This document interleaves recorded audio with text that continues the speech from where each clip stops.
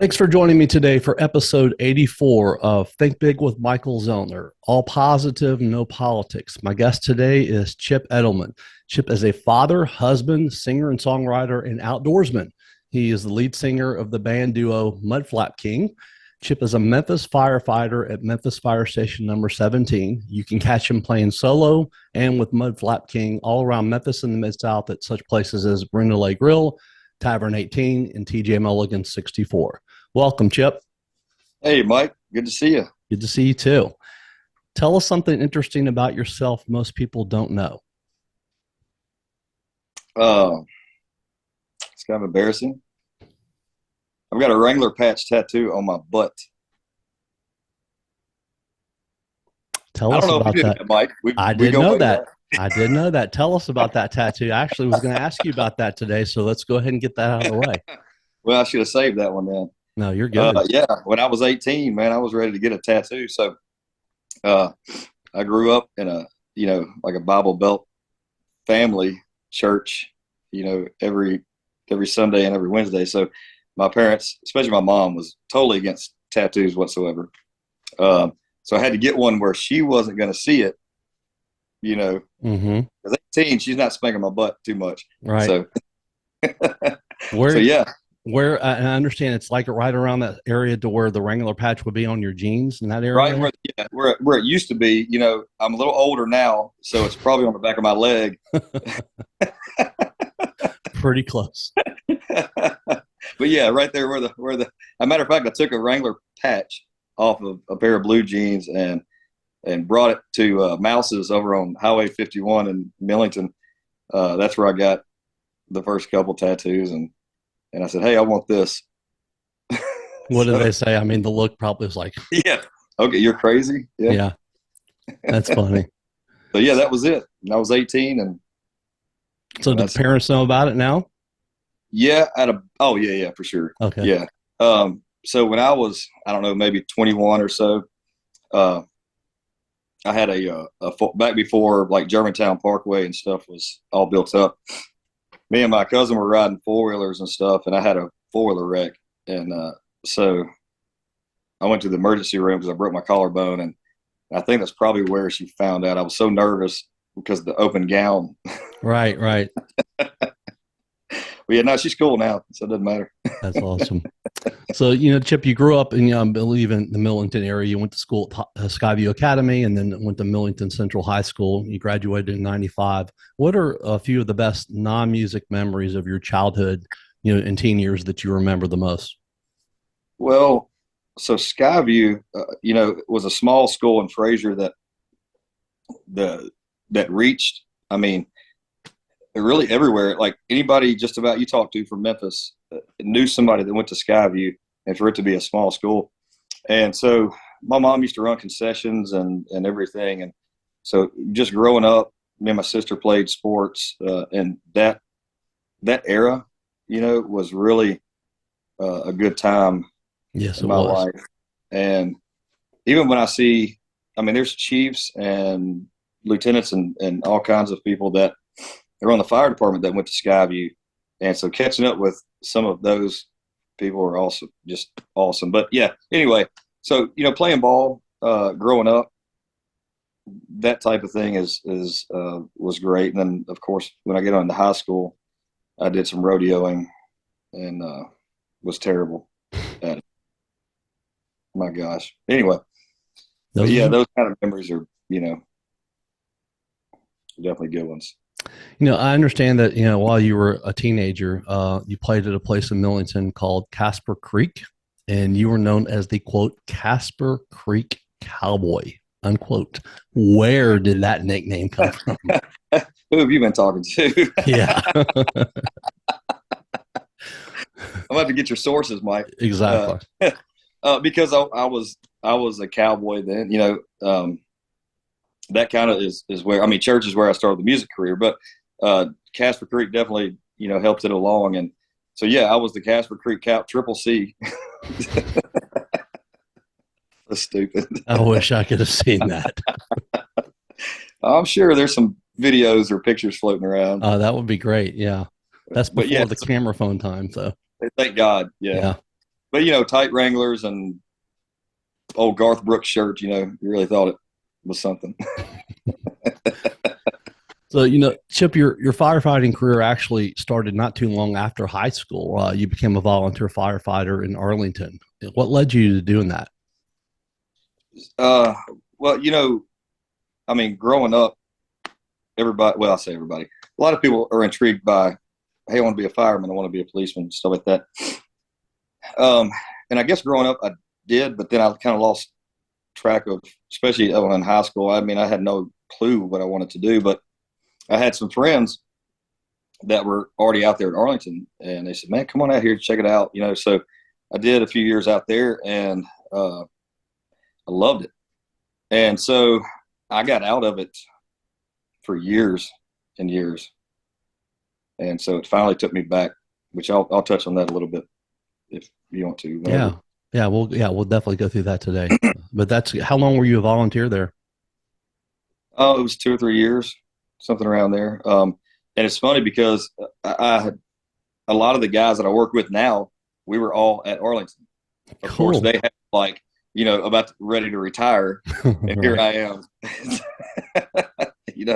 But you're exactly where you're supposed to be, man. You're exactly where you're supposed to be. Yeah, so. And I think you're right, because I think about that, and I don't know that I was ready. I certainly had other things going on,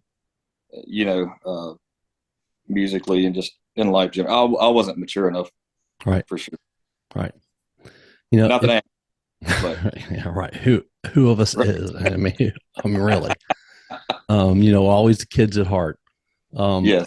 If you could have a beer with any historical music figure, who would it be and why?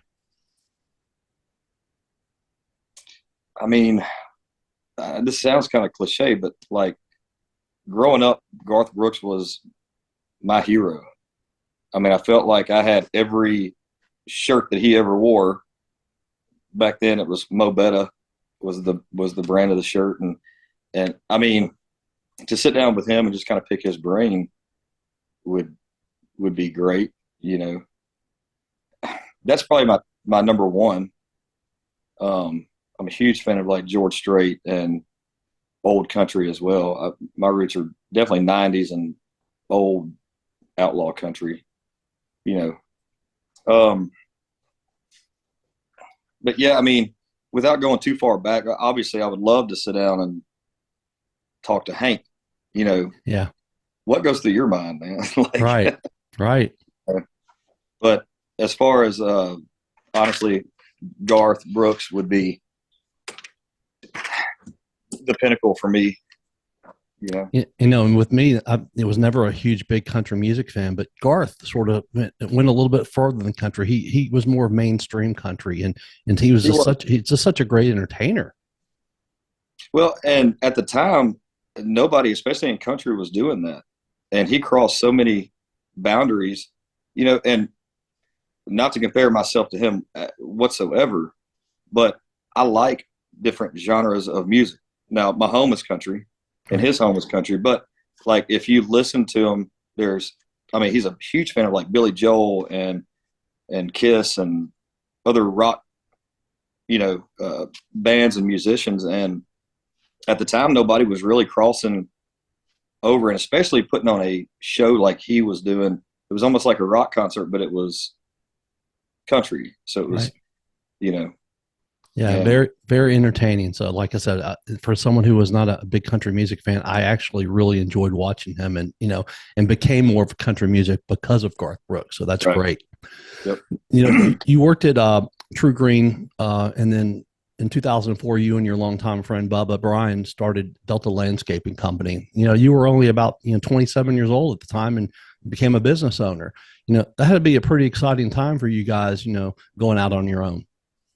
It was, but Bubba was kind of the driving force of that whole thing, because he was dragging me along. I had other things on my mind, and that was music and partying and everything. So if it wasn't for Bubba and my wife, but starting out Bubba, there's no telling like where I would be, because I certainly was in no shape to do anything but throw down. Right. Yeah, I remember very well. I understand that you used to wear a pair of Hooter shorts. When's the last time you wore those, and do they still fit? The one time I wore them, actually it may have been twice, but it was the same weekend, so it didn't matter. Okay. Um, yeah, so we dressed up like retired Hooters girls. I don't even know when that may have been. 04 or 05. I don't know. There were 6 of us. So, Right. and one of the guys is a lieutenant on the fire department now, and another one is a driver on the fire department. I won't tell their names, but I can certainly post a picture of them. And that would be fun. You have a picture. Good. But yeah, we dressed up like retired Hooters girls for Halloween, and we. Is this for a Stonewall party? It was, yeah. Okay. Yep. And we had the legit, the whole outfit. I mean, we had stuffed some pantyhose with like pillow filling to make saggy breasts that hung out under our white tops. Yeah. And used baby bottle nipples for. I don't know. I have to see this picture, so you'll have to get that to me. That's awesome. That's awesome. And we got more wigs, and makeup and stuff. So wonderful. What is the biggest obstacle that you've overcome? For me, I still struggle with confidence and self-esteem, and I always feel like I'm constantly being judged, maybe, but I'm supposed to live up to something higher than I am, and obviously, I feel like I fall short. But just a confidence level, like just I don't know if you call it self-esteem or just a confidence. I've gotten better over the years. I have definitely overcome a lot of that, but I can now go back and listen to myself as far as like musically, like, you're your own worst critic. Sure. We all have demons and we battle things every day within ourselves. But I think for me, that is, and I'm in a better place now than I've ever been as far as just being comfortable in my skin. I know you hear that a lot, but I feel a lot better with myself. Still a ton of work to do, but I'm definitely in a better place. And I think a lot of it has to do with Alexis and the boys and that kind of stability for me, It's amazing when you say that, because I hear that when I talk a lot about it, how you just never know what something's going on somebody's inside, based on their outside, because as long as we've known each other, I would never have guessed that about you, because you always came across as a very confident guy, and, well, I'm not. Oh, right. And you just never know. Even when I play live, I'm constantly like scanning the room, and what are they thinking? What was that look about? Like, right. They don't like that song. It's just constantly going through my mind. And like, I look over at Chip Doty, and he's not even looking up. He could care less. And I'm like, why am I so worried about everything? Right. Right. We're just worried about what, people are thinking, or just, am I good enough, or am I whatever, But you're working through it, and you've worked through it. So that's a positive thing. Absolutely. There was a time I was really critical of myself, and just the way I felt, the way I looked, the way I sounded, just everything. And I've slowly come around to being more comfortable, Summer Bash 2008, Fox and Hound Cordova. I can't believe as packed and successful as that place was, that it isn't there anymore. It's just so sad.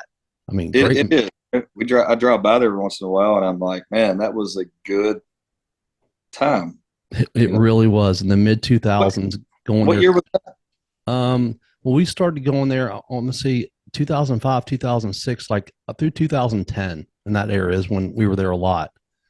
And just to know it's not there anymore, it's just, and I know the other one on Sanderlin's not there anymore either, which that's hard to believe, but those places were, such great memories we had. And, in that summer bash, I actually had a booth outside and had a contest there where, teams got together to see how many people they could get on a twin mattress. And whoever got the most people on a twin mattress, won a free brand new mattress set. And what do you know, my friends, Chip and Bubba, the group got somewhere between 15 to 20 people on that twin mattress, which is just amazing. I mean, even thinking about that, how 15 to 20 people were on that mattress. I remember you guys having to hold on to each other just to make sure that no one fell off of there. And Bubba told me before that you had the worst mattress ever.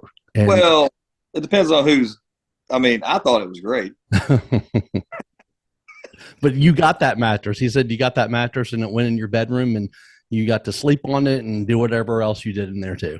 And I think I probably slept on it for like 20 years. So I don't know what years. I don't even know what year this is, but a long, long time until probably Alexis made me throw it away. Right. Unless one of our kids is sleeping on it. And I'm not sure if they are or not, but that was a fun time. Yeah. The summer bashes were great too. Like, when you think about the parking lot, it was just so packed. Like I said, it's hard. You realize you're getting older. You're thinking, man, that was like 15 plus years ago for some of those things. So it was, and Alexis still worked there. The first, I think the first 7 years that we dated, maybe first five or six that we dated, she was working there.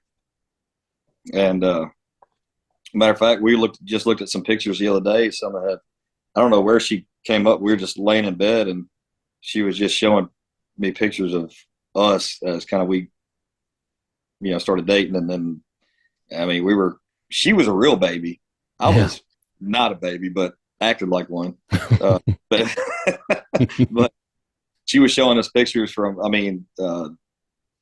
think they used to have like schoolgirl outfit night on Thursday nights or something like that. I don't know. And it was, she was dressed up like a schoolgirl and me and her taking pictures or whatever. Anyway, just a long, long time ago at Fox and the Hound. Yeah, man, that was a good time. Very good time. Mm-hmm. In those same years between 2005 and 2009, I had about, I'd say 5 or 6 pool parties every year between April and September at my house in Cordova, which is not too far from Mulligan's Trinity and Sanga area. And Mudflap King, the full band and acoustic, played at those parties. I would say probably at least 2 or 3 times, each of those years. And great times, great memories I'll cherish forever. And I would say the best thing that came out of those parties were the friendships that were made. Many people I know, when I think about the people that I remember and smile about the most in my life, they were those times at those parties. And, sometimes we had well over 100 people, packed out there inside and outside in the backyard. As I mentioned, you and Chip Doty y'all were a big part of that. What do you remember most about those times?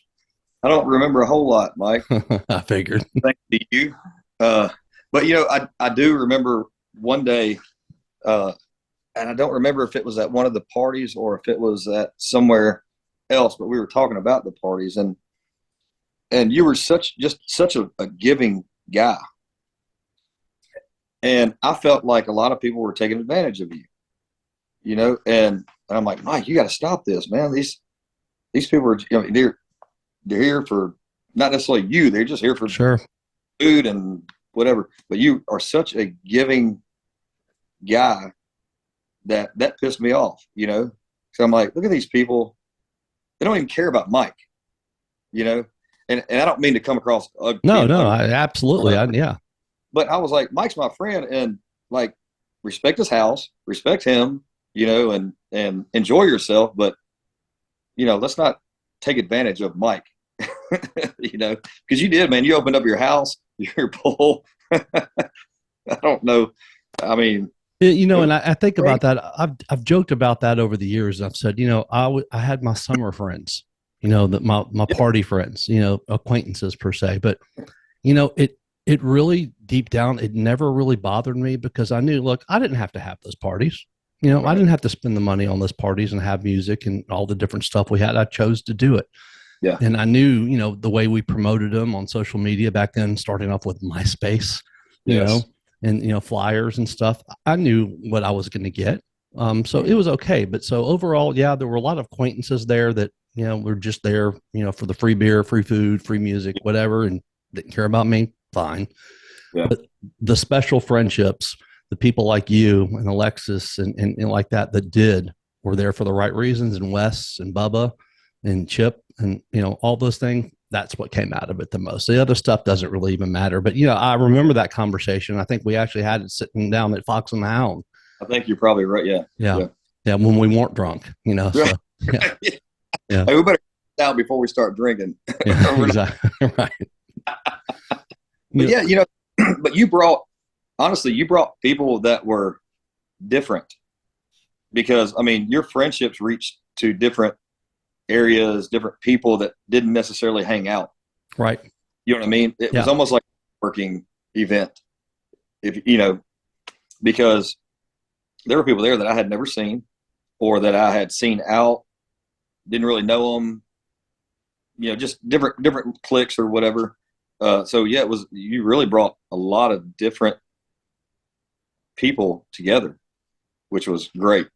And that's one of the things I remember about the most too, that, like I said, friendships that were started there, some of them probably you're still in contact today. Some of them, life goes on, but yeah, Sure. that is what means the most out of all that. When I look back and saying, oh, Michael, you spent all that money and did a lot, but it was worth it because of all the friendships. Well, you're right. Yeah. And I know you enjoyed it. I did. I enjoyed entertaining. And I couldn't talk any sense into you. You were like, okay, thanks for your dumb opinion. Yeah. I remember Bubba saying, you're just worried about taking care of everybody. Why aren't you drinking and having fun? I go, man, this is fun for me, just to see everybody else having fun. And it was. And I do miss those times, even though we're older now and everything's different. Those times are, some of the best. I go back and look at the pictures that I have on Facebook of some of those parties and everything, and it just makes me smile. Yeah, it's wild, man. I think you posted one not too long ago, and yeah, I was trying to zoom in. Of course, I don't know about high def back then, but right.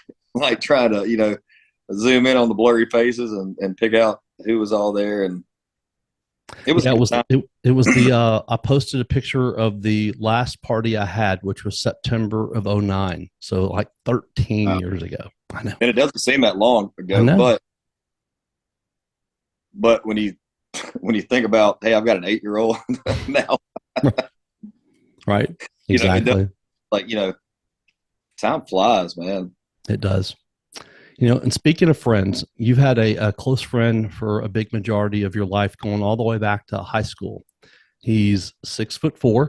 He wears a 42 long suit, 33-inch waist, size 12 shoes, blonde hair, blue eyes, and you lived with him for 8 years in a house off Appling. And of course, I'm talking about your genuine, true friend. Outside of your family, I'd say probably your biggest fan. Thomas Bubba Bryan.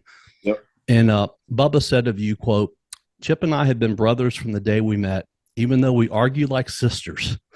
He's turned into the good man I knew he would be. Very proud of him, love him, and hope big things for his future," unquote.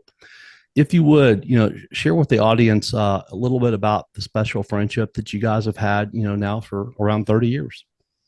Yeah. So from basically the very first moment we met, I don't know what Bubba saw in me, because at that time, I'm still a mess, but like I was a big mess then, I don't know what anybody saw in me. And he just took me under his wing and and kind of like, hey man, let's do this together, man. We're gonna grow up. I'm gonna try to keep you out of jail. And I don't really know how to explain it, but the friendship that and he's right. Yeah, we fought like crazy, but we don't anymore, right? Because I grew up and right. He was always trying to tame me, but the friendship that we have it's just unlike it's more of brother, family, and he's a lot like you in the sense of he has such a big heart and just giving. He just wants to give. He wants everybody to have a good time. Absolutely. And so you two are very, very similar in that aspect. Just a huge heart and caring and yeah, like I said, from day one, he really cared about me and loved me. And and I don't know why, but we just, the friendship grew. Now we're on a different level now. I mean, obviously it was, arguing and him bossing me around and, just everything. But he steered me away from a lot of the wrong women. When Alexis came into the picture, 18 or 19 years ago, I guess, he never once complained about her. So I was like, okay, well, this is probably a good thing, right? Right. But yeah, so Bubba is he's one of a kind. We're total opposites. But man, that's my buddy right there, man. That's my best friend. I remember some of the other memories at that house. At least two or three football games that we watched, the Tennessee Alabama games at the house off Appling. You're in Tennessee, right? Yeah. And so I think, So I think I was the only Alabama fan. Everybody else there West, and everybody was rooting for Tennessee. And that back then Alabama didn't win. This back in it wasn't winning. This is right right before Nick Saban got there, and then Saban got there, and we won a couple. And I remember when Alabama put it on one year, and you guys were just so pissed and just staring at me. And I was trying so hard not to root for him. It was hard. But by the way, good game this year. That was an incredible game. So I'm happy to see UT back. I love Heupel and everything. I'm glad to see UT because it's always more fun when it's competitive. Well, and that's the thing. Win or lose, we all want to win. Right. But the fact that it was a good game, it makes it so much better. I mean, a competitive game is, you never wanted to see it one-sided, especially. I mean, all right, I take that back. If we would have killed y'all, I would have loved it. Of course you would have. I hate to sit there and lie. But Okay. It's good. But that game couldn't have ended any other way than it did. I mean, that's the only way that could have ended, that way that game was. So it was pretty awesome, though, man. It was, it's been a good year. Regardless, Tennessee's had a good year. We need to finish it out strong. That Georgia is just so tough. They are. And Tennessee still has a shot to get into the playoff. I mean, things can work out, because teams can beat up on each other and stuff like that. So they can still get in there. So if they win the last two games, which they should, I believe it's Kentucky and Vandy, if I remember right, and they should win out and they have a good shot of getting in the top four. We should. Does Michigan, who is it? Georgia, Michigan, Ohio State, and TCU? Yeah. So, I mean, and, so Ohio State and Michigan probably, I think they might have to play each other. Yeah, I think they have to play, so we'll see how that goes. So, I mean, like I said, things could definitely work out. Out of all the places that Mudflap King played back between 2005 and 2010, one of my favorites had to be when you guys played at Red Rooster in downtown, in Memphis, right off of Beale Street. Yep. There was a picture that popped up on your Facebook page, from November 11th, 2008. When you were playing there, the full band was playing. Alexis was up on stage with you dancing. That was such a fun place, wasn't it? That was awesome. I was just looking at that picture the other day, and I may have posted it. You did. I love that picture of, not of me, but of her. Yeah. But yeah, that was such, and it was a good time. It was such a good time. Back then, you think you're having the time of your life, which you are, because you don't know what the future holds. Right. Now that I have kids, it's different.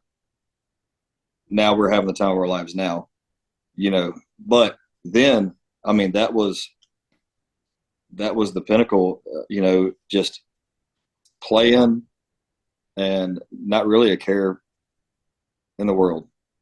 I remember that was one of the places where I sort of let myself loose a little bit and drank, because I never was a big drinker. I'd go out, drink 2 or 3 beers at Fox and Hound, and I'd stop. Right. But there I did. And I remember being up, you guys were playing, I was dancing, like an idiot up at the front of the stage. And I remember you looking down several times and just laughing. Because you didn't expect that. That's not what I showed before. Yeah. It's like, having fun. Look at that. Yeah. So those are just some great times. Yeah. That's one place that I definitely miss, is that place there. I don't go downtown much anymore, but that was a lot of fun. Yeah, we played downtown quite a bit. Like we used to play Alfred's, and we played the Handy Park. We opened up for it was Kick Zone Bill or whatever it was, and then Double Deuce was out the other end. Yeah. But the Red Rooster, a guy named, I think Jeff owned it, and so we played at that Red Rooster there. We also played Red Rooster in Nashville, which is now and then he had one in Murfreesboro that was the Blue Rooster. Oh, I didn't know that. Nashville tour, play on I don't remember the street it was on, but anyway, played Red Rooster in Nashville and then Murfreesboro, right there by MTSU. And I lost a guitar there. How did that happen? Dude, I don't know, man. So we get the trailer loaded up after the gig.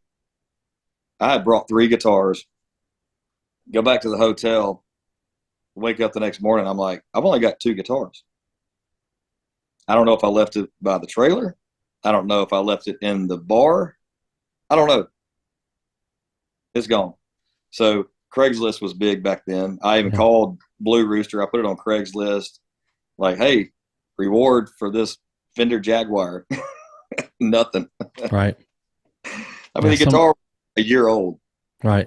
Somebody's probably still enjoying that today, unfortunately. That's hopefully they cut themselves on the string or something. I hope they didn't see my post and they just carried on, I tried to, but I didn't know who it went to. Right. Right. You said, quote, I love the song. I love playing and singing the song. I love the words in the song. I know for me, I need to be reminded of how good God is and has been to me because I'm an idiot, unquote. Tell us the name of that song and about it and what it means to you. The Goodness of God, I think is, so I sing that at church. And when I first heard it, it really hit home for me because I think like a lot of people, we are idiots. We look around, we complain constantly. I know I do.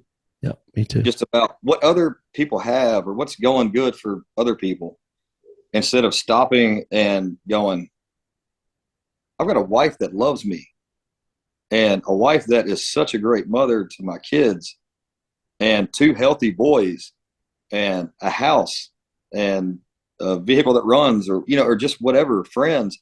And so it's a reminder for me, like, stop a second, check yourself, and really thank God for the things he has provided for you.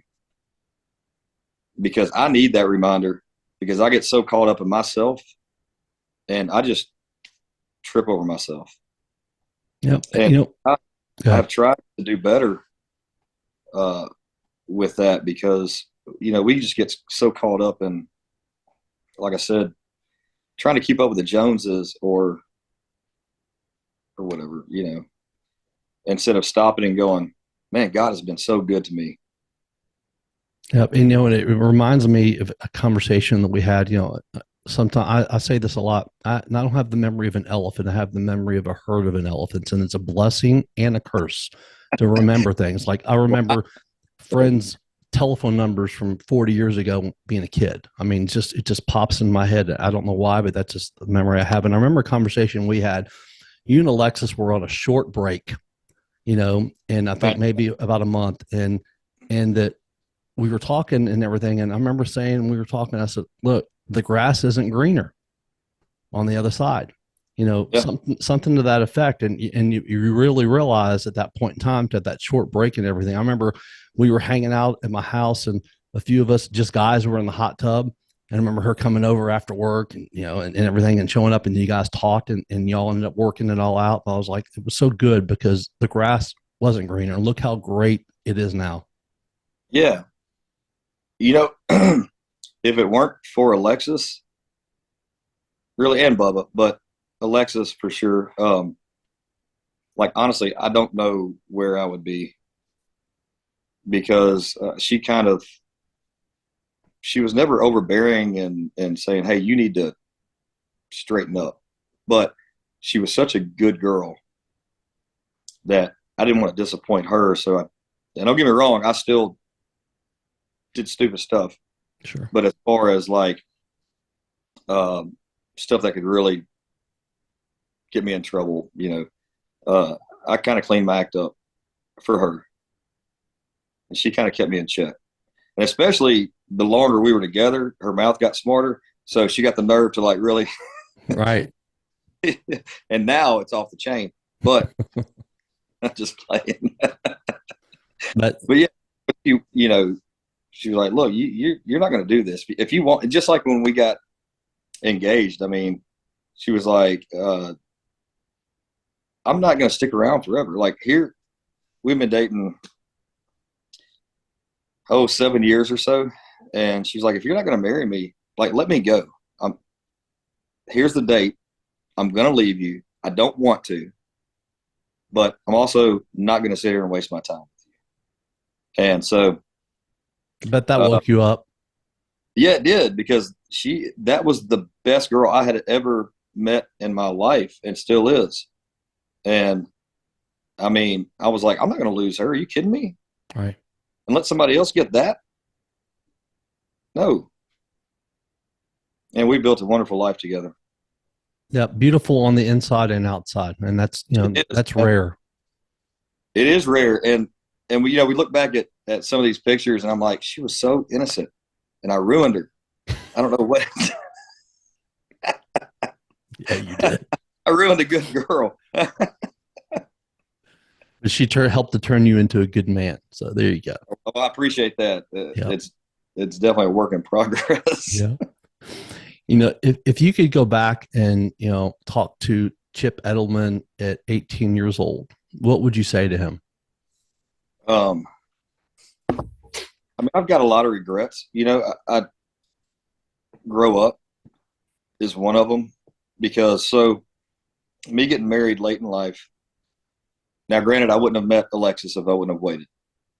But if I could have had Alexis at 18, that would have been great, because now here I am, 45, and I've got an 8-year-old and a 5-year-old. And in 40 years, I'll be 85. And I just wish I had more time with her and the boys.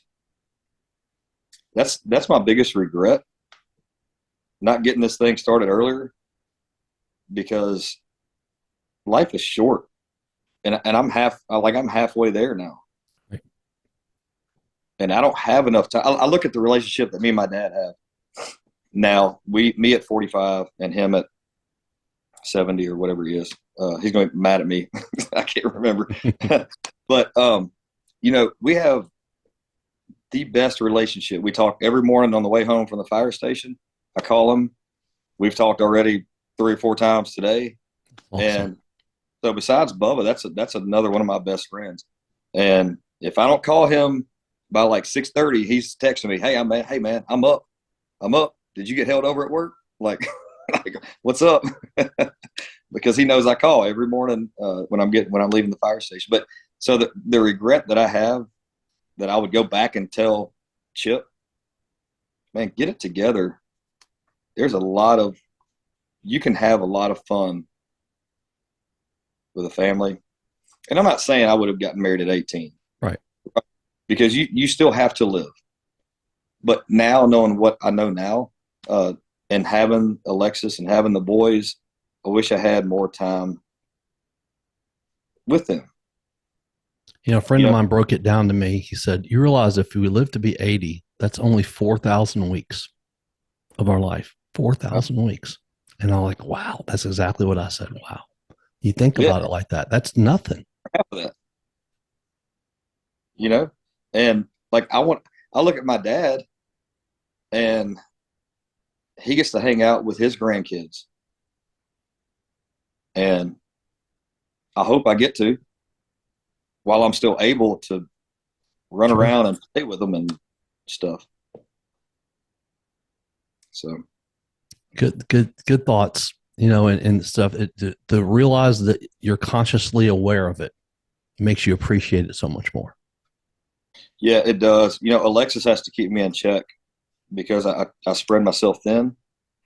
With 10 days out of the month, I'm gone regardless, because we work 24 hours at the fire station. So 10 days out of the month, I'm not home. It doesn't matter if it's the boy's birthday, her birthday, if they have a football game or whatever, I'm pretty much not there. And then you couple that with music. Over the summer, man, and then of course I cut grass on the side. So she finally had to say, enough's enough. We need you here as a husband, as a father, and something's going to have to change. You're going to have to, I'm like, yes, but I'm doing it for y'all. Like I'm making money for you guys. Is it really like that? No, right. I'm scratching a niche. Yeah, that was one of the things I was going to ask you. How do you balance life, family, work, music, all that? That has to be very hard, especially being a fireman. It is, and I think it's harder on her and the boys. She feels like a single parent. I know she does. I mean, because a lot of times I'm not around. And I'm trying to do better. I'm trying to consciously make efforts to, and I shouldn't even have to do that. Right. But it's just the way that I'm wired. Like I feel like I have to be going, have to be doing something. But also I'm a pleaser. It's hard for me to say no. So that's it's easy to say no to your family. Yeah. Really tough to say no to somebody else. Yeah. That is exactly. Yeah. I've all felt the exact same way throughout my life, being a people pleaser myself. So I understand that. Speaking of having fun and pleasing people, Stonewall parties. We talked about them a little bit. Those were fun. There's Knox. I believe that they started back around 2003 and went through 2013, and were Halloween, New Year's Eve parties each year. How did all those get started? And I understand that there possibly might be a 20-year reunion party next year, maybe. Maybe, I don't know. So the Stonewall party started at 450 Stonewall down Midtown, I guess. Our buddy Chris Kirby would throw these backyard parties, and they just grew and grew and grew. And finally he was like, I'm out of it. I'm tired of doing it. So we were friends with him. Me and Bubba sat down and talked to him, and Bubba decided to take it over. And so we ran a couple different venues for the Halloween party. Ended up the old 616. I remember that. Yeah. Yeah. Was it 4 or 5 years there maybe? Yeah, that's about right. And then we switched it over to a couple of years over at Minglewood. And that was a lot of fun too, especially that big stage, and they had the sound and everything. Yeah. And then I kind of backed out of it. Bubba then started the New Year's Eve parties, which I technically had started the New Year's Eve parties back 20 years ago, because I did it at my dad's house. We called it the Stumble In.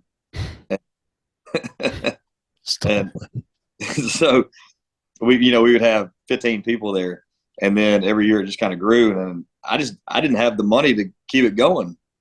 So Bubba was like, hey, I'll take it over, and then moved to different places and ended up having it at the Agri Center. Yeah, I remember that, next to the butcher shop. Yeah.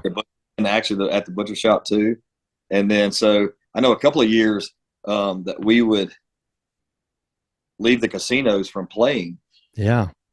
And then we already had our stuff set up at the Stonewall party, go straight into playing there. I mean, it was just a full day of just playing music, and then finally we just had to this is too much. Yeah. We're too rowdy. We're too old. Yeah.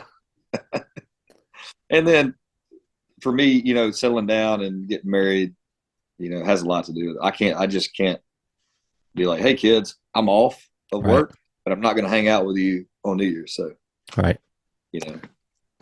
Speaking of marriage, tell us about that special day, September 21st, 2013. So Tennessee played Florida and lost.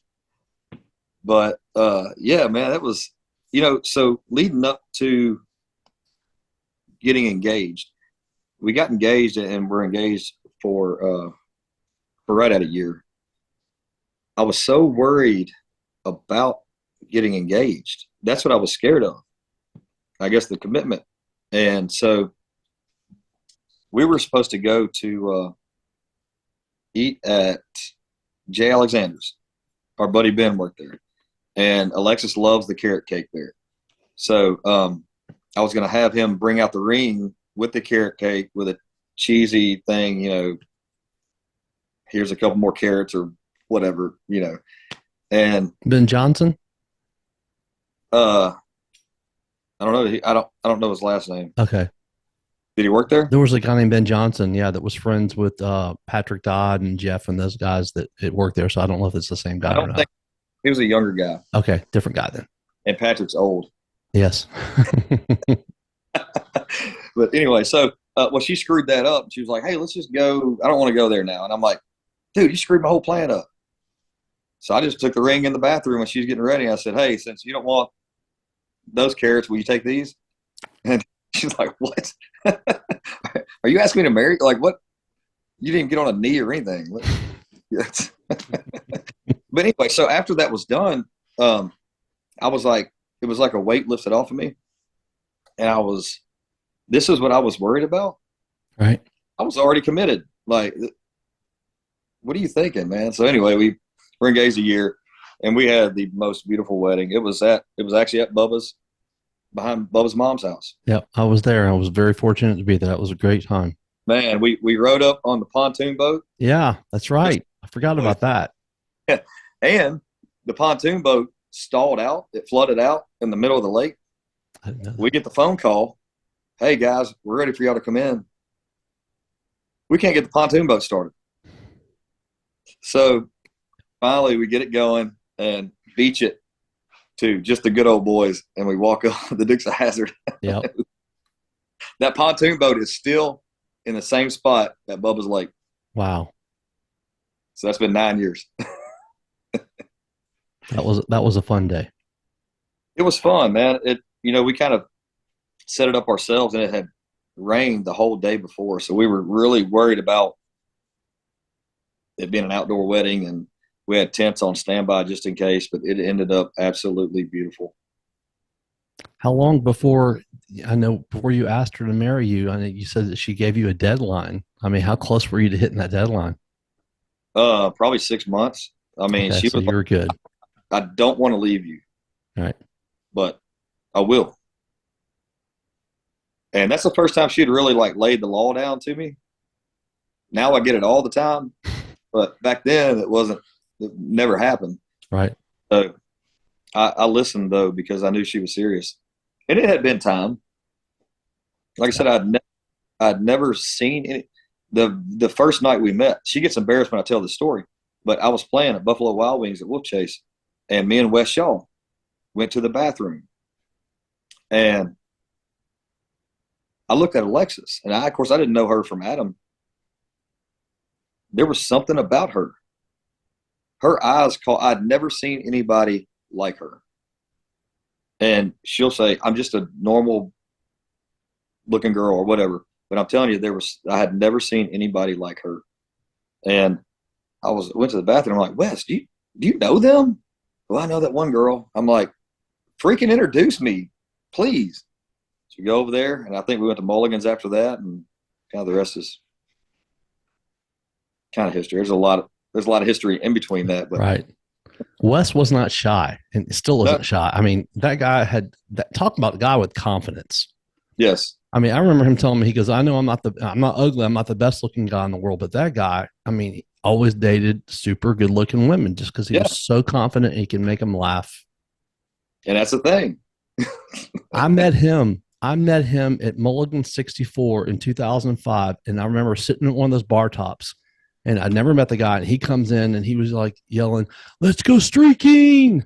I mean, immediately. And then within a month, I barely knew him. We had each other's phone numbers. Within a month, he calls me like 1 a.m. I'm asleep.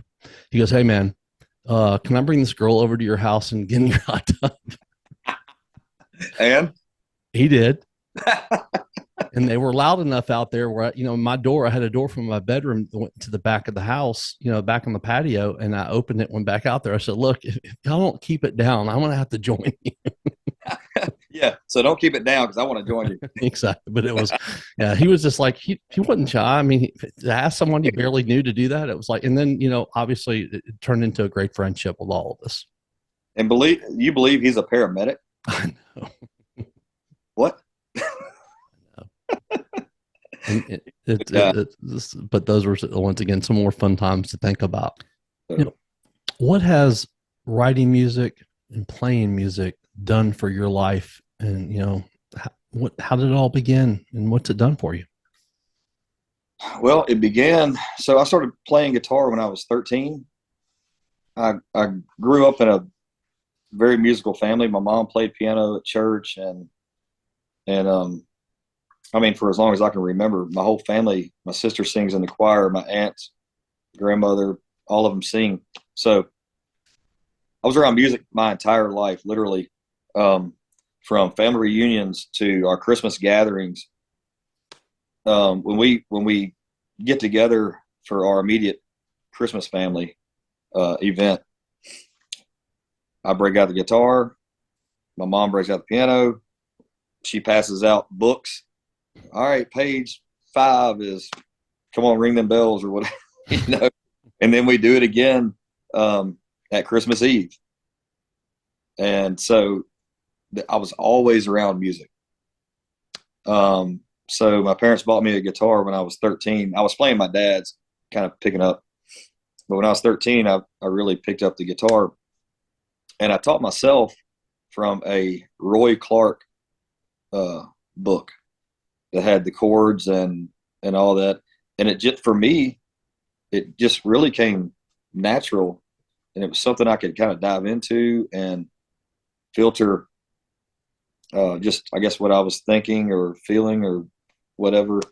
And it gave me an outlet. At the time, you really don't think about it. Right. But I know here now, it gives me an outlet just to kind of, people deal with things differently. And for me, I can get it out in a song. But it has opened up a ton of friendships. I mean, over the years of playing, I mean, the relationships that I've built with different people, it's crazy to think how people that are so different come together over music or whatever. Yeah, it's amazing what music can do, how it can bring people together. Great point. It is, man. It's I mean, people that come from two totally different worlds. Do you think that you'll still be playing music in 20, 30 years? I mean, I hope so. If Alexis will let me. But I mean, like we were talking the other day, and I feel like that's and she gets mad when I say it, but it's like what I do. It's part of me. Yeah. And a lot of times when people think about me, they think about playing, they think about music. Yeah. And so I feel like that I will always kind of have that desire and itch to play. Maybe not as much as I do now, because I'll have other things to focus on that are a lot more important than music. Grandkids. Yeah. I mean, really? Yeah. 20 years, Levi would be 28. He could have, hopefully he'll make it out of high school without having a kid, but let's just, yeah, we're lucky you did. That's true. But yeah, I mean, I hope that I can teach our boys, they love music. They sing in the truck. They want to hear music all the time. Seeing some of those videos. Yeah, they're great.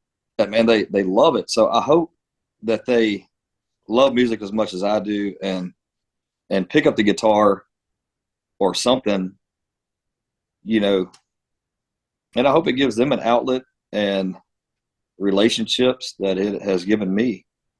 And, now playing at church, I knew, well, we went to, I don't know, a church for 7 or 8 years, me and Alexis. Never really felt connected until we started going to Faith Arlington. And me and the pastor hit it off. I mean, from the get-go, like, I was like, you're really the preacher? Like, you really go to church? So we hit it off. And I had felt God kind of working in my life. I knew he had a bigger plan and I was just like, nope, not me, man. Like, I already played in church. I'm not going to do it again, And so I was kind of being headstrong, but I kept feeling him pulling me. And then Bryan just was not going to let me not play. So I'm glad he pushed me, because I knew that God had bigger plans as far as me playing in church and worshiping and stuff like that. So the relationships that music in the church has built as well is awesome. It's not just the bar scene friends that you find.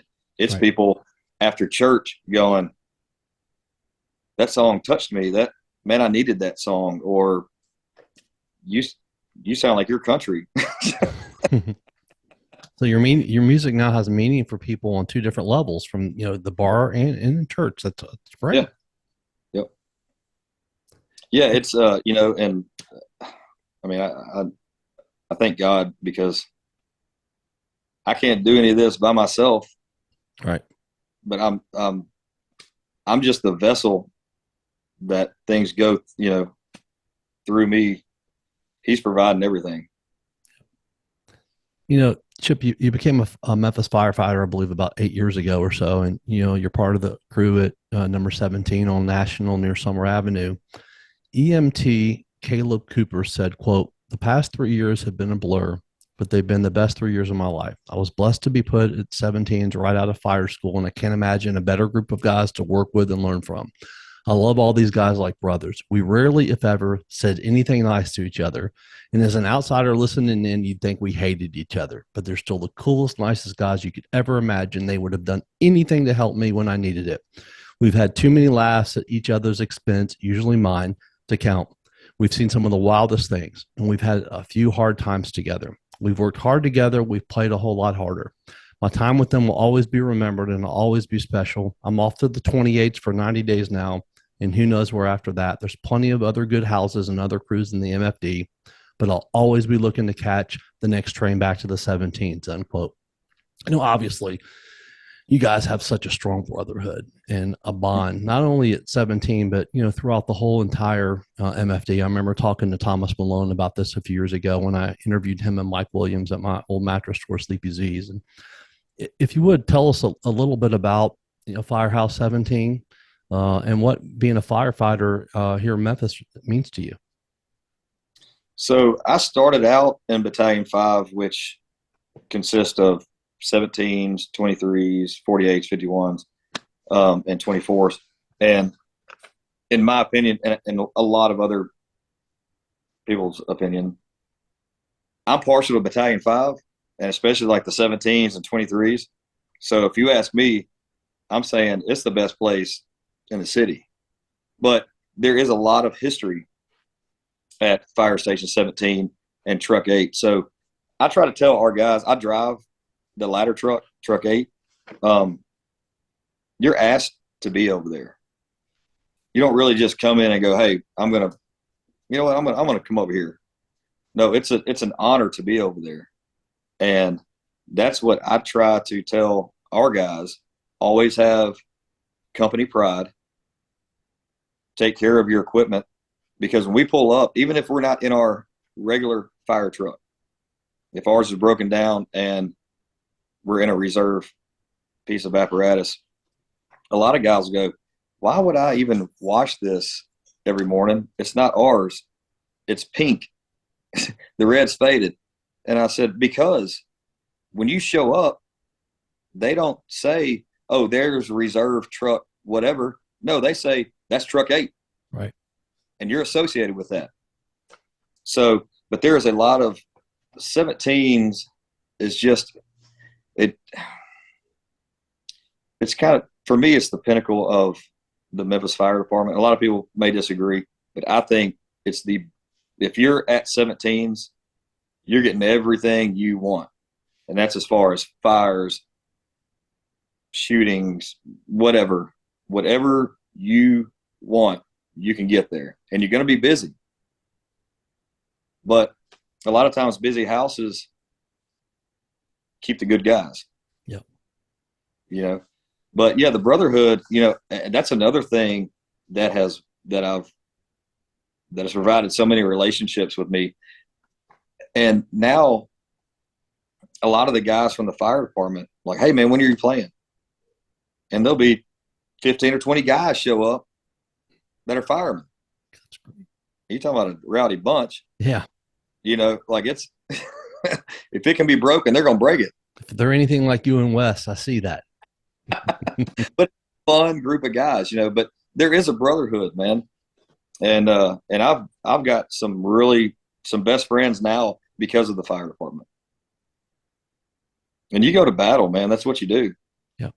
You know, I was supposed to get off at 6:30 or 7 this morning, and we caught a house fire at 6. But you go to battle with those guys. So it was but for me, Station 17 is I won't leave there until I get promoted again. You said, quote, I don't have the vocabulary to describe how proud I am to be part of this event. Driver David Pleasant of the Memphis Fire Department passed away August 10th, 2022 in the line of duty. This is the song I wrote for him and sang at his funeral. Rest in peace, brother, unquote. And Memphis police officer Nikki Russell said of you, quote, Chip Eddleman, what a gift you are. You represent your profession with such a great passion, and it's been that way from the moment you proudly became a fireman. You may have never realized just how special and musically gifted you truly are. However, you made so many of us proud to wear the uniform regardless of professions. I'm proud and even more thankful and grateful to call you my friend, unquote. You know, such amazing words to describe you. You know, I can't imagine how hard it is to write a song and perform a song just in general. But to be able to do that under the kind of circumstance that you wrote the song, you know, shows that you have a ton of heart and character, Chip. You know, if you would please share us a little bit about the song you performed at David's funeral called Appropriately Driver. So I was at work and we started kind of getting some information in that Truck 5 had been in a wreck. And I have some really good friends that are at that station. One of my best friends is a lieutenant on Engine 8, which is at Station 8, and Truck 5 rides out of there. Well, so we started getting some information talking about how Truck 5 had rolled over on the side and the driver was in cardiac arrest and stuff like that. So we didn't know what had happened at the time. We were assuming, okay, heart attack, he wrecks the truck, whatever. We didn't know who all was involved. So anyway, as more information started trickling down, just for me, and I think a whole lot of the fire department, just a heavy blanket kind of fell on everybody, just a somber feeling. And so I got off that next morning. Well, that night I had talked to my buddy David, that's a lieutenant down there, and he was right behind the truck and saw everything. And David was his driver back years ago, when David, there's two Davids, I'll call him. Right. So Bear was a private when David was his driver back before Bear made lieutenant. That's kind of confusing. But anyway, I called him, checked on him, made sure if he needed anything. His wife was on the way down to grab him. And I got off that next morning, and I ran to the gym, but still just a heavy, heavy blanket on me. And I sit down on the couch with my guitar, and in 10 minutes, this song came out. And when I tell you, Mike, that I had nothing to do with it, I had nothing to do with it. I believe It that. was like an outer body experience. I was truly just the vessel that God had poured these words into, because I'm telling you, I didn't have anything to do with it. I recorded it here in the kitchen, and when I played it back, I could not believe that I had just written that song. It was, I mean, I started crying. It was, so I had worked with David Pleasant a handful of times. I didn't know him the way a lot of the other guys knew him. So I sent this song over to Bear, and I said, "Hey man, I don't know if this is accurate. I don't even know if you want to hear it. I'm just letting you know that I wrote this song about Ples." And he said, "I want to hear it." So I sent it over to him, and he was with the guys. They were all at a house, hanging out and kind of mourning the death of Ples, and kind of just being there for each other, you know. Sure. And so he texted me back, and he was like, "Dude, it's perfect. Like, you nailed it." Next thing you know, Ples's Lieutenant Shane Gargis had texted me, and he's like, "Hey man, call me." And so he said, "We're meeting with the girls. Would you be willing to sing this at the funeral?" And I was like, "Yeah, absolutely. Yeah, you kidding me? Absolutely. I mean, it would be one of the hardest things I've ever done. Yeah. But are you kidding me? Yes, absolutely." So that's how it kind of started. I don't know, but you know, as soon as I got done writing that song, it was like a weight lifted off of me. It's hard to describe, but I mean, it was just like I could breathe again. And like I said, I didn't even know him that well. Right.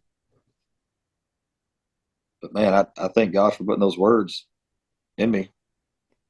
And for anybody that you can hear that song on, you actually watch it on YouTube. So go to YouTube and look that up. You know, if you haven't seen it and everything, it's pretty special.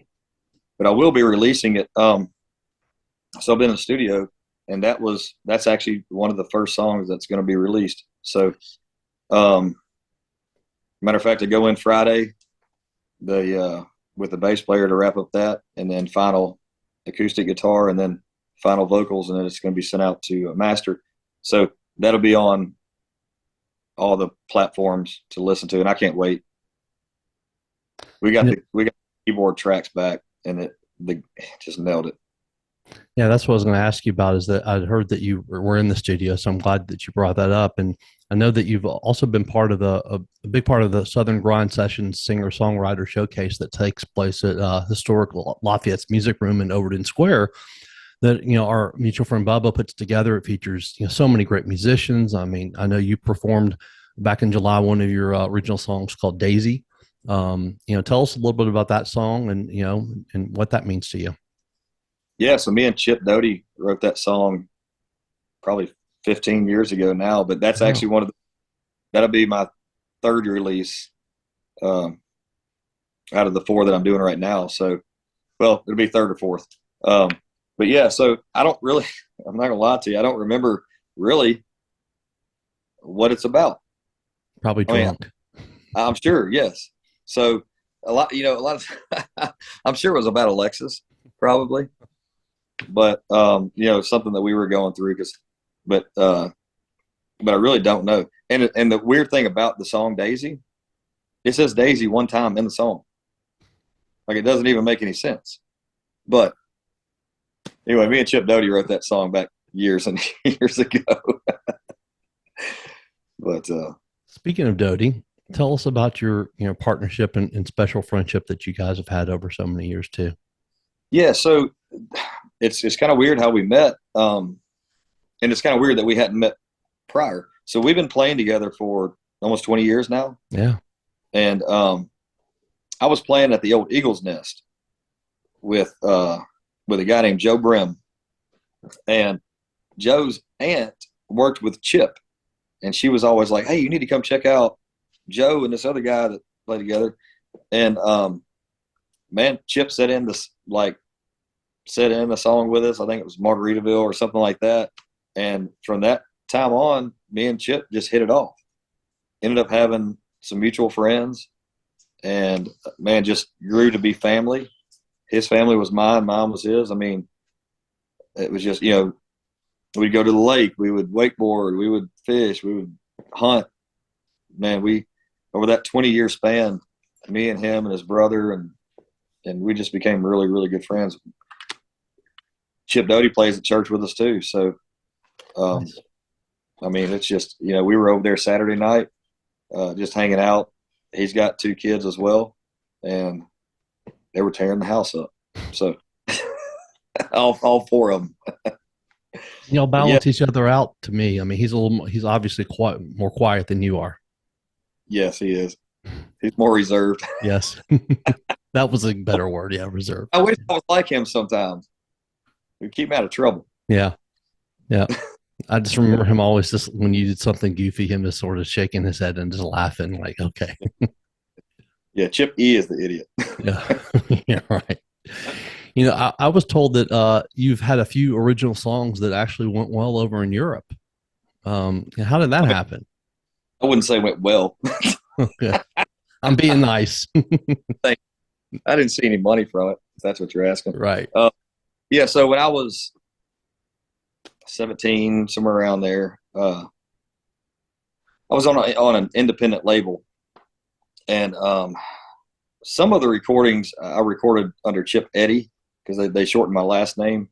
But anyway, so I recorded, I don't know, 4, 5, 6 songs or whatever. A couple of them were on some compilation CDs with Johnny Paycheck and the Bellamy Brothers. And anyway, they got sent over to Europe and got some radio play. Nothing ever really panned out, I'm a late bloomer as far as like everything. I mean, I was immature in music. I didn't know which really direction that I wanted to go. I was really green. It seems like a lot of people are more grown up than me. That young, you now you see artists that are 20 years old or whatever, and Yeah. it seems like they've got it together. But I don't know how much of that is them or being coached. You know what I'm saying? So, Right. But anyway, so yes, had some stuff over in Europe, and just the publishing company went out of business, so I never saw any money. Talking about family, Chip, tell us a little bit about mom and dad, Vicky and Richard, and how they've helped you to shape you and influence your life. Yeah, so my mom, especially early on, she just thought I was the greatest thing, and you couldn't tell her any different. Being honest, if she were honest with herself, I needed a lot of work. But if you talk to her, I didn't do any wrong. Right. Like I was the best singer, I was the best guitar player, I was the best ball player, but that my dad was more of a realist. He was more like, here's what you need to do. And if you're going to do this, you need to do it, but he was more of the, and nobody wants to hear the criticism, Sure. But I do it with my kids. I try to be honest with them.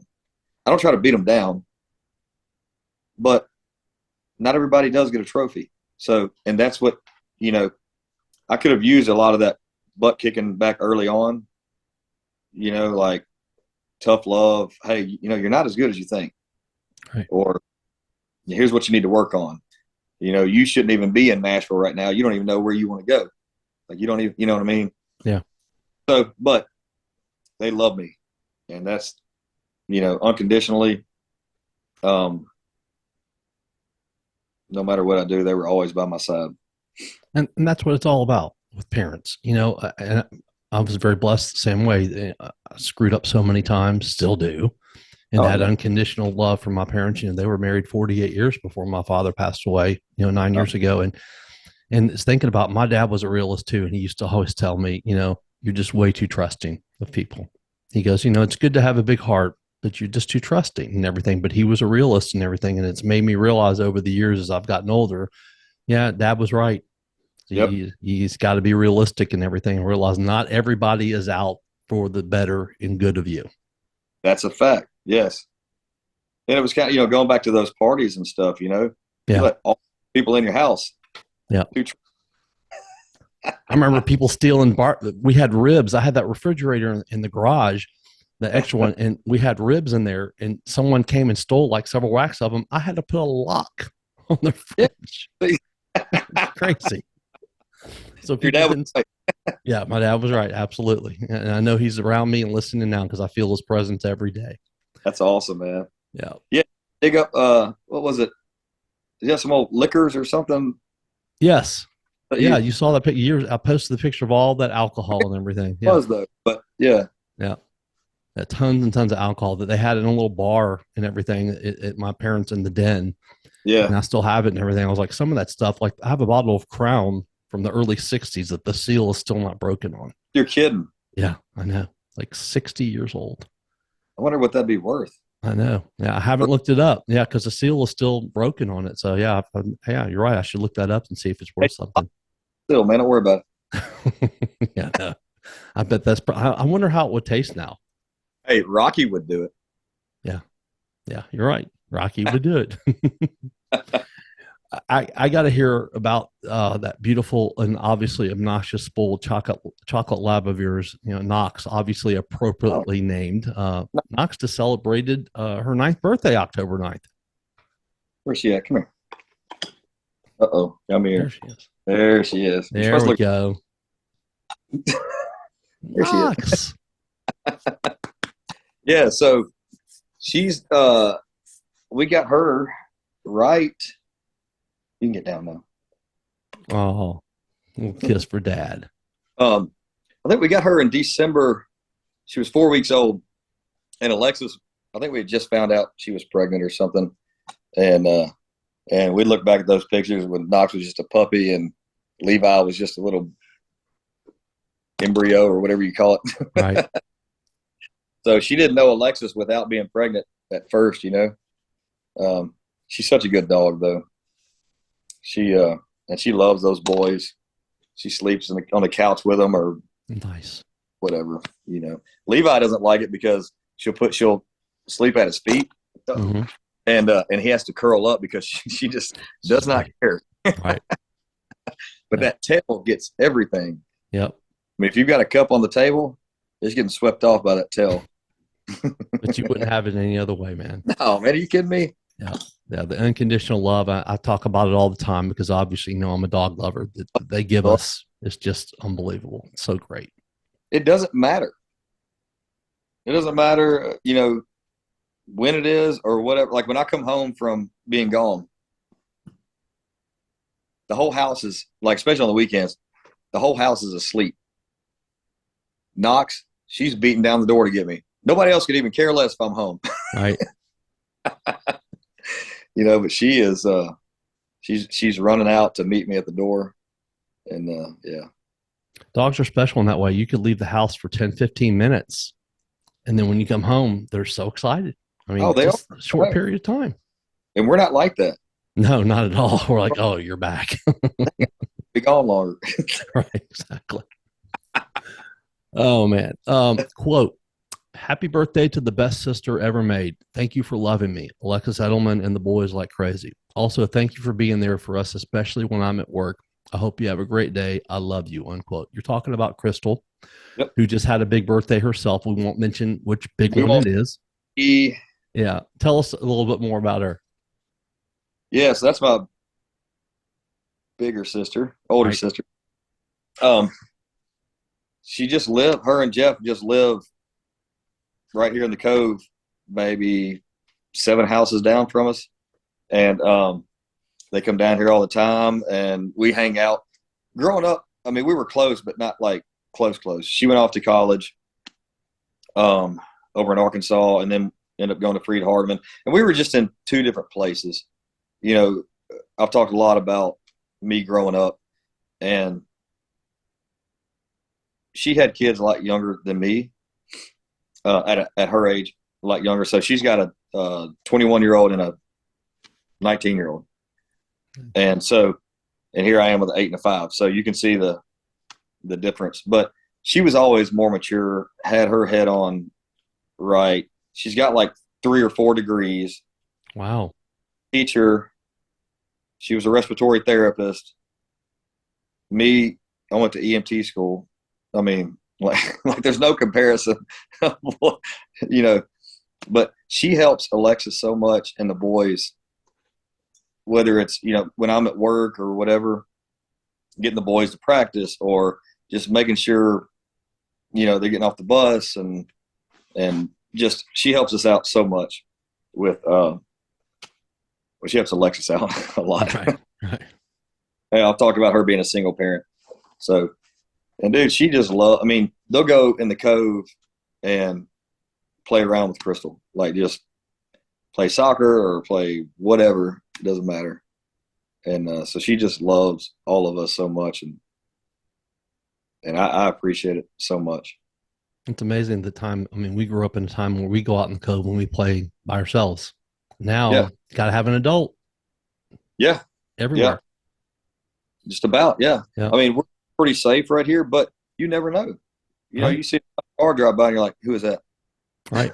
You know, because you don't know these days. We just pay attention more because we're more consciously aware of it now. Yes, absolutely.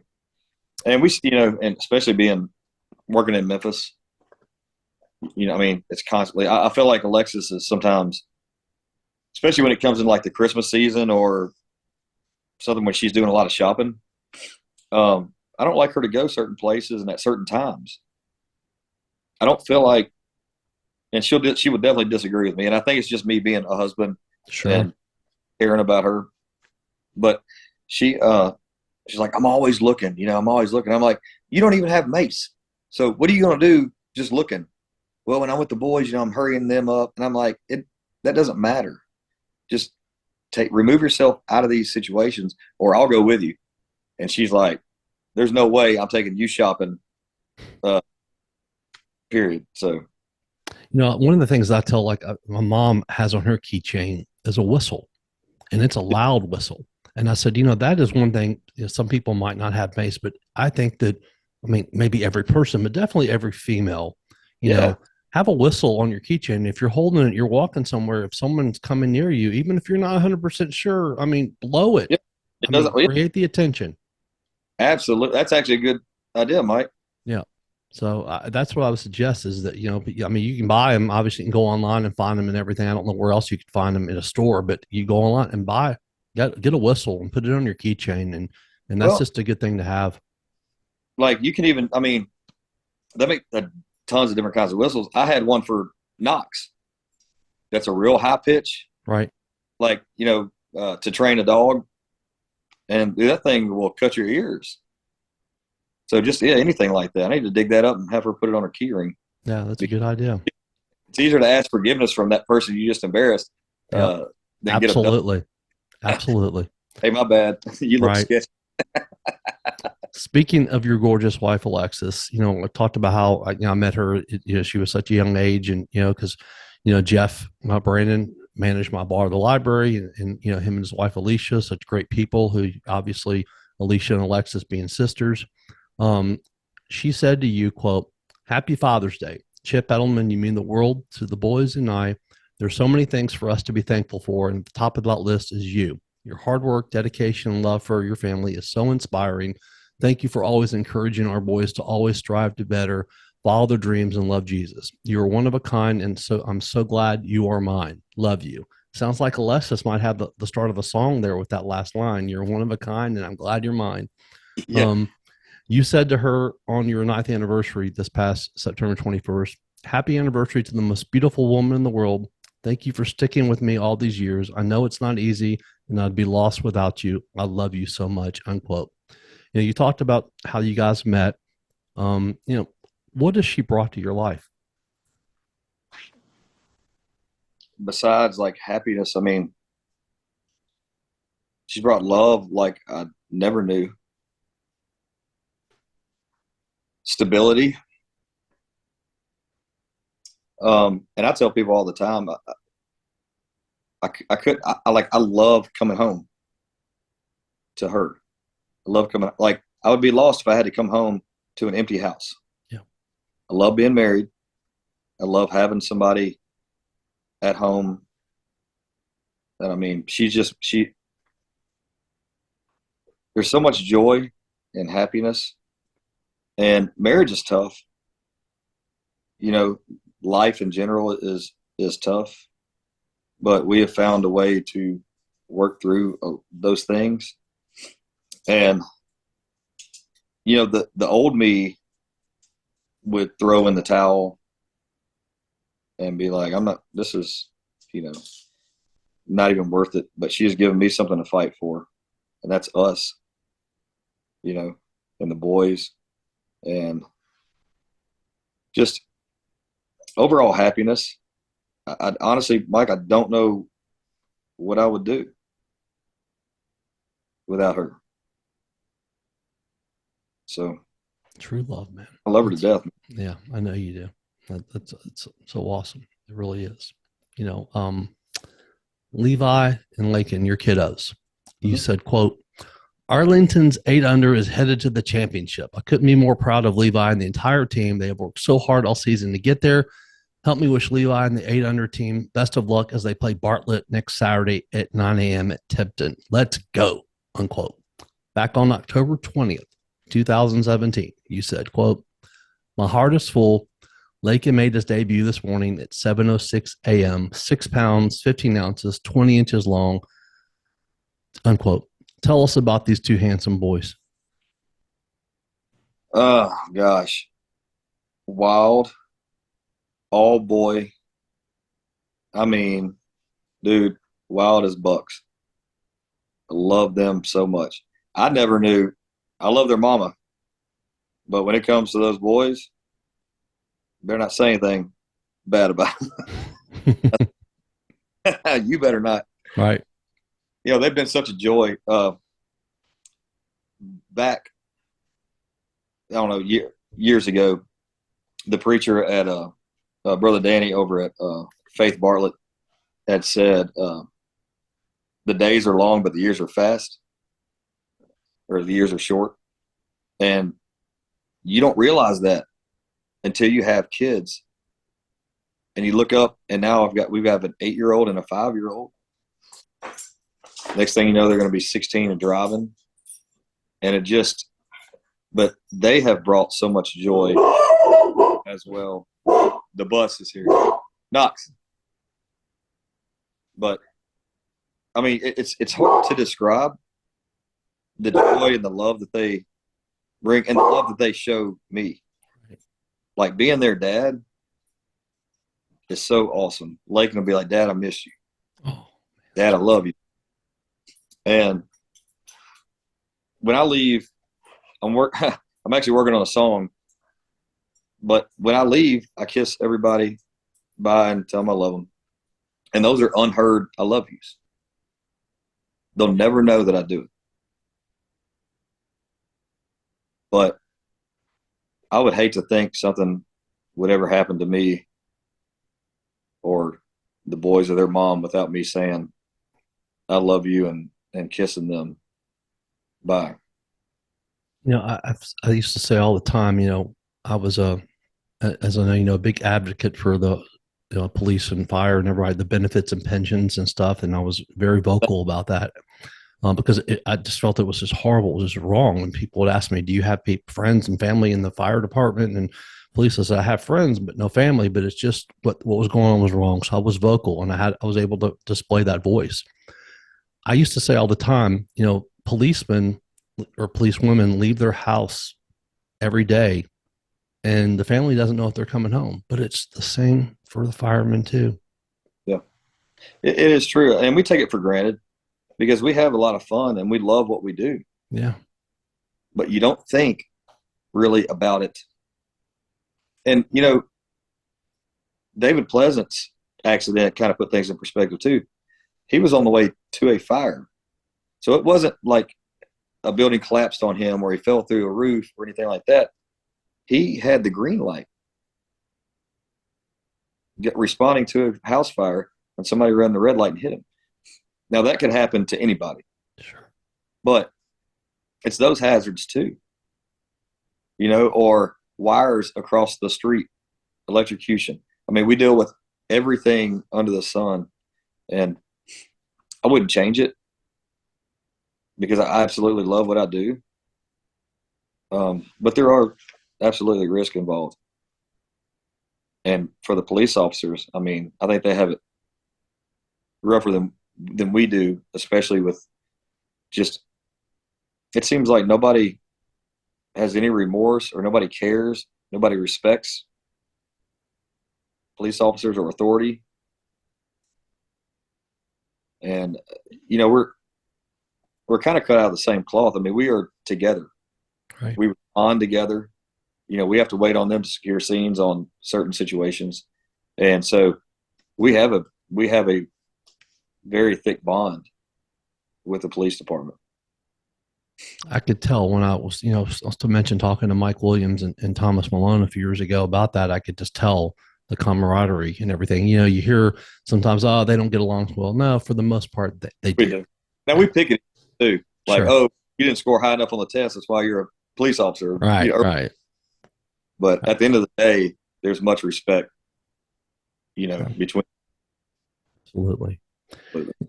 Chip, what are the most important lessons that you learned in your life?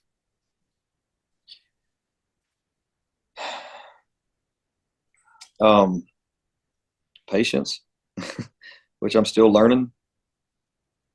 I'm a very impatient person. I want things done now. And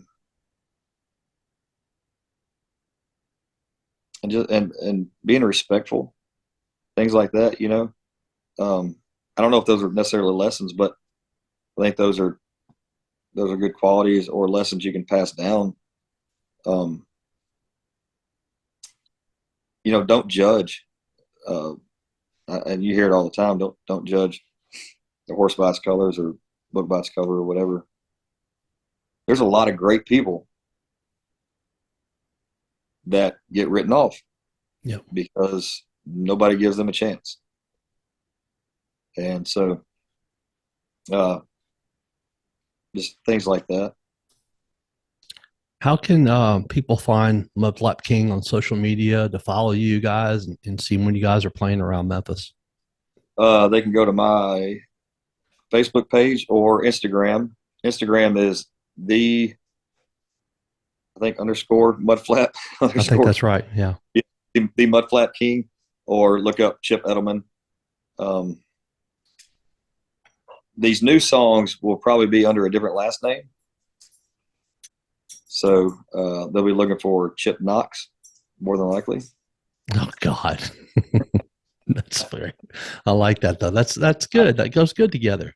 Yeah.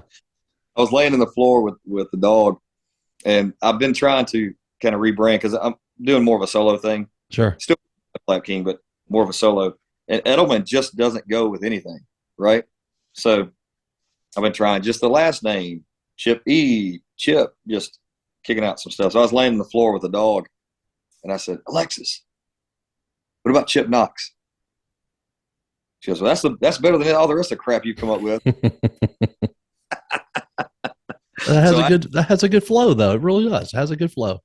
I talked to my producer Randy about it, and I said, man, look, what do you think? Like, honestly, on a rebranding, keeping the mustache, and Alexis is thrilled about that. So. I'm sure. Look, I'll peel it off and put it back on the mannequin.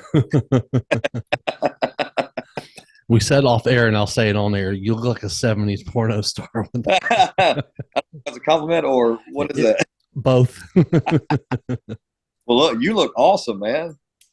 I see the hard work you've been doing. Thank you. It's a struggle, ever since I lost all that weight, I've gone back a little, not even close to where I was, but because it's always a struggle. So you Yeah. always have to be on top of it and everything, but I'm back on top of it again. But yeah, Yeah. it's hard. It's a hard thing. So yeah, I appreciate that. I love you like crazy, dude. It's yeah, we were saying off air, man, or texting and stuff. I couldn't wait to catch up with you. I know, because I haven't seen you. I want to say it's probably been 7, 8 years, since But I've seen you. Even though we keep each other with Facebook. Well, yeah, absolutely. But with that being said, though, like true friends, you don't have to see each other for 7 years, and you pick up right where you left off. Exactly what I was actually about to say. That I mentioned that it's been 17 years ago we met, and life happens. People get married, people have kids. But it's like the exact words I actually was going to say is that true friends picked up exactly where they left off with no gaps. You and Alexis both have always been so nice, welcoming to me. You, Bubba, Dodie, Ricky, Max, Wes, yeah. Yep. always had a lot of laughs with each other. True friends can bust each other out. Can